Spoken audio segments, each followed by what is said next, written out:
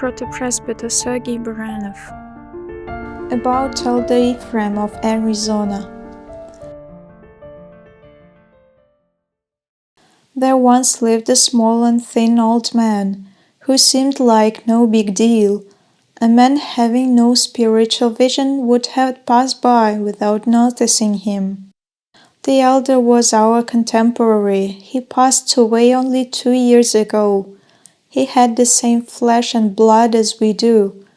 And this humble and thin old man achieved the greatest and exceptional glory, so that people came to him even in his lifetime, regarding him as a saint.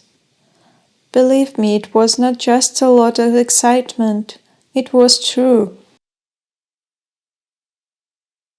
Now, when many people say that men and women are weak, and the time of acts of faith and prayer passed, all of a sudden this small old man comes and proves that impossible is nothing.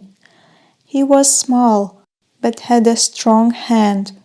When I kissed that hand, I noticed it was all wiry like a bird's claw, because that hand worked hard throughout his life to gain what he had. From his early youth, the elder lived and struggled ascetically on Mount Athos under Elder Joseph the Hesychast.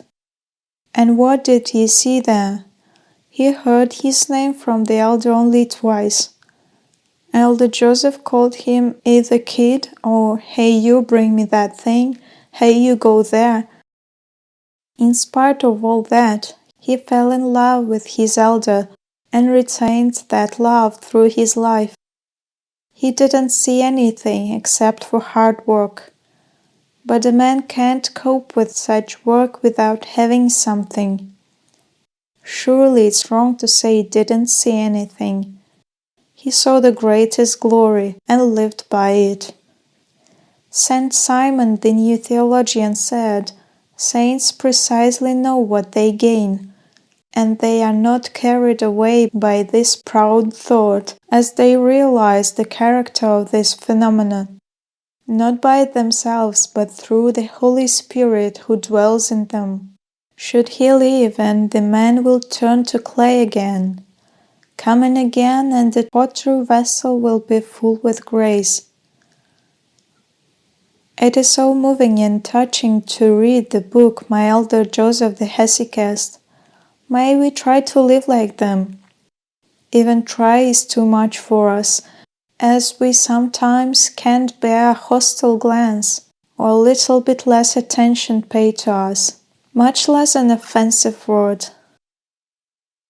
Elder Ephraim's hand at the end of his life became like an eagle's claw, all tendons.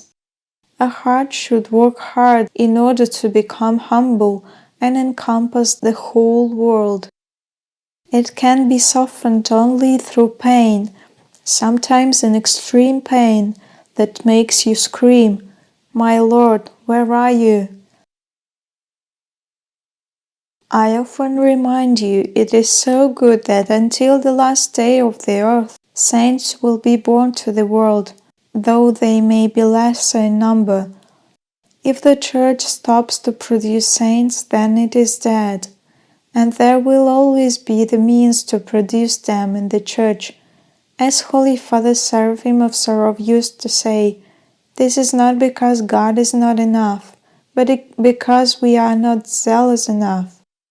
There has always been the world of God, as there cannot be little of God. I am so happy I realized my nothingness when I held the liturgy with him. My self-opinion vanished at once. You can be proud among some people like you, but with him, I wanted to say just thank you for letting me stand by your side. One more thing.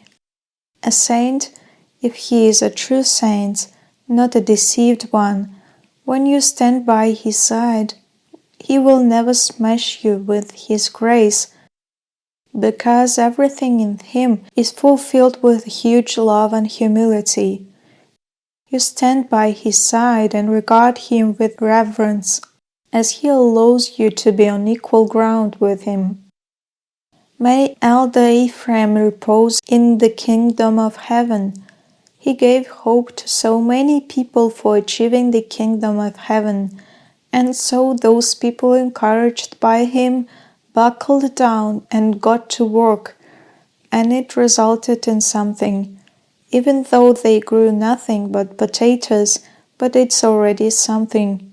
While someone sits on the boundary and says, "It's impossible," he has turned sour himself and confuses the others.